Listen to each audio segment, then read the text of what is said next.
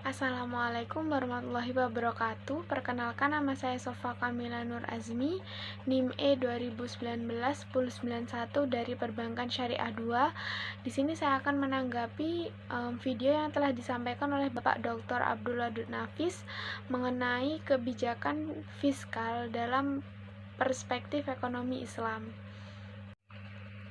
Baik, untuk pembahasan yang pertama yaitu mengenai pengertian kebijakan fiskal.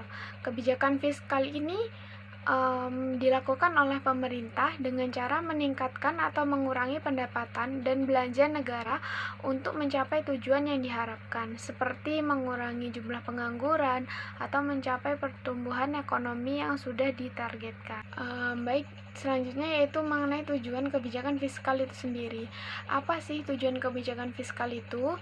Yang pertama yaitu untuk pertumbuhan ekonomi, yang kedua untuk mencegah pengangguran, yang ketiga untuk stabilitas harga, terus yang keempat yaitu untuk mendorong laju inflasi, yang terakhir yaitu yang kelima untuk mewujudkan keadilan sosial. Untuk yang selanjutnya yaitu mengenai jenis kebijakan fiskal. Kebijakan fiskal itu dibagi menjadi dua, yang pertama yaitu ekspansif dan yang kedua kontraksional. Kebijakan fiskal ekspansif digunakan untuk memperlambat pertumbuhan ekonomi, seperti ketika inflasi tumbuh terlalu cepat. Itu dirancang untuk merangsang ekonomi, paling sering digunakan selama masa resesi, saat-saat pengangguran tinggi atau periode siklus bisnis rendah lainnya.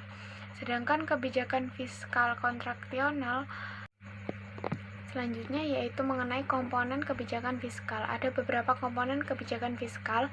Yang pertama yaitu kebijakan perpajakan, yang kedua kebijakan pengeluaran, yang ketiga kebijakan investasi dan disinvestasi. Terus yang terakhir yaitu pengelolaan utang atau surplus. Untuk yang selanjutnya yaitu mengenai instrumen kebijakan fiskal.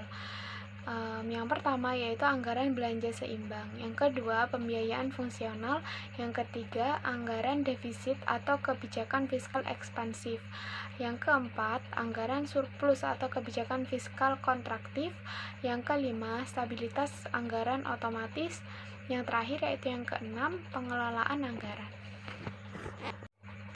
Untuk yang selanjutnya yaitu mengenai fungsi kebijakan fiskal. Ada beberapa fungsi kebijakan fiskal. Yang pertama yaitu digunakan untuk mengoptimalkan penggunaan sumber daya alam dan sumber daya manusia. Yang kedua, mengoptimalkan kegiatan investasi. Yang ketiga, sebagai alokasi. Yang keempat, distribusi. Yang kelima, stabilisasi. Dan yang terakhir, yang keenam, yaitu pembangunan. Selanjutnya, ciri-ciri kebijakan fiskal ekonomi Islam. Yang pertama yaitu pengeluaran negara dilakukan sesuai dengan pendapatan, sehingga jarang terjadi defisit anggaran. Yang kedua yaitu sistem pajak proporsional. Pajak dalam ekonomi Islam dibebankan berdasarkan tingkat produktivitas. Yang ketiga yaitu perhitungan zakat berdasarkan hasil keuntungan, bukan pada jumlah barang. Pembangunan. Selanjutnya, ciri-ciri kebijakan fiskal ekonomi Islam. Yang pertama yaitu pengeluaran negara dilakukan sesuai dengan pendapatan, sehingga jarang terjadi defisit anggaran. Yang kedua yaitu untuk selanjutnya yaitu mengenai fungsi kebijakan fiskal dalam ekonomi Islam. Yang pertama yaitu berfungsi untuk memelihara terhadap hukum, keadilan, dan pertahanan. Yang kedua berfungsi untuk perumusan dan pelaksanaan terhadap kebijakan ekonomi. Yang ketiga, berfungsi untuk memanajemen kekayaan pemerintah. Yang keempat, yaitu untuk investasi ekonomi oleh pemerintah. Untuk yang terakhir, yaitu pembahasan yang terakhir mengenai instrumen kebijakan fiskal dalam ekonomi Islam. Yang pertama yaitu jizyah. Jizyah itu adalah pajak yang dibebankan kepada kaum muslimin yang tinggal di negara Islam sebagai jaminan keamanan. Yang kedua, ghanimah, yaitu harta rampasan. Yang ketiga, fa'i, harta rampasan tanpa melalui peperangan. Yang keempat, zakat. Yang kelima, kharaj. Yang keenam, nawaib. Yang ketujuh, yang terakhir, yaitu amwal fahla.